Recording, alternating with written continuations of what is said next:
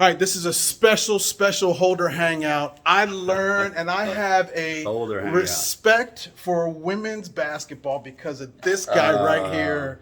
The 2 years that I spent in Connecticut covering UConn basketball, and this guy, Geno Auriemma, was something. So first I want to thank you for opening my eyes up to this great game. Yeah. And I guess my first question to you is, did you think when you got into coaching that you would make such an impact, not only on a school, but a whole sport?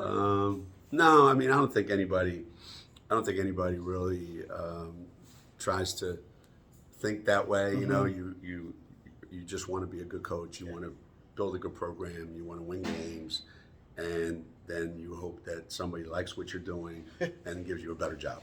You know, just like any other profession, I guess. You know, but the longer it went, and the more Connecticut got behind, and the more resources that we got, and the bigger our program got, and the more national attention it received, then we became something, you know, that none of us could have ever imagined, none of us could have ever dreamed of. Right. And my time there, I mean, I know it's been awesome for you, but my time there was 2 years of just magical Svetlana, and then the Sue and Swin and Diana. Yeah. I mean, and could you kind of reflect on me covering you and how it was that time? Me, Kevin, Nathan, NBC. That time was good. You all didn't lose. Yeah, no, we didn't lose very often. We didn't lose very often. Talk about that time. But it was interesting because. And it's changed, you know, the whole business has changed, obviously, for you guys. But it was unique when we had recruits come in or somebody came in, and they would come to a game or a practice, and there would be, you know, 20 media members and, you know, 4 TV stations, and not like, hey, send a stringer out there. It'd be like a real man, you know, with the camera, you know, cameraman, and doing late, you know, updates for the news. You know, there was just, we were treated like a professional team. Yeah. You know, the same way you're down here with the, you know, whether it's the Nationals or whether it's the Commanders or whether it's the, you know, one of the NBA or NHL teams.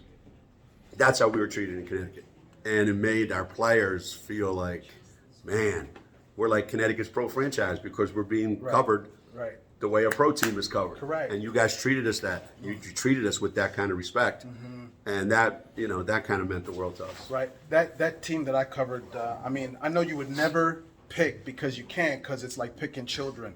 But that team that won in San Antonio, that was undefeated. The 2002 team. Yeah. I mean. Yeah. No, I said that. I said that recently. I said that recently. I said, because we had throwback game the other night, and we wore those uniforms, and I said to our players, I said, you know, it's ironic that on throwback night, you know, we're wearing the uniforms of the greatest team ever to play at Connecticut, and sitting, I said it, and sitting right there was Jamel Elliott, who looked at me like, that's bullshit, you know, that you know, thinking her '95 team was the best team ever, right? And so it is hard to pick. But, you know, and believe me, I got lots of favorites, you know, the Maya Moore, Tina Charles years, the Stewie years. Okay, we had a lot of great teams, but that one was pretty, you know, you have 4 Olympians on that team. That's pretty special. Yeah. Pretty special. So as you wrap up your, you know, you see the fruits of your labor, you've been doing this for a while. What's next for Geno? What do you see? Because you've always been a visionary looking forward. I mean, you've recruited, you've done so much. What's kind of the next challenge for you besides winning another national championship? You know, I don't know because right now that's your biggest focus. You know, how do we win another national championship? What do we have to do with this particular team to put us in position to do that? And beyond that, you really don't look too far ahead anymore. You know, you're just kind of going year by year.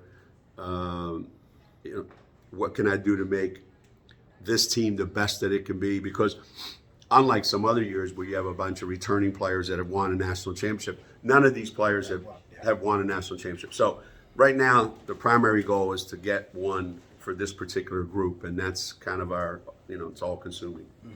Finally, you can.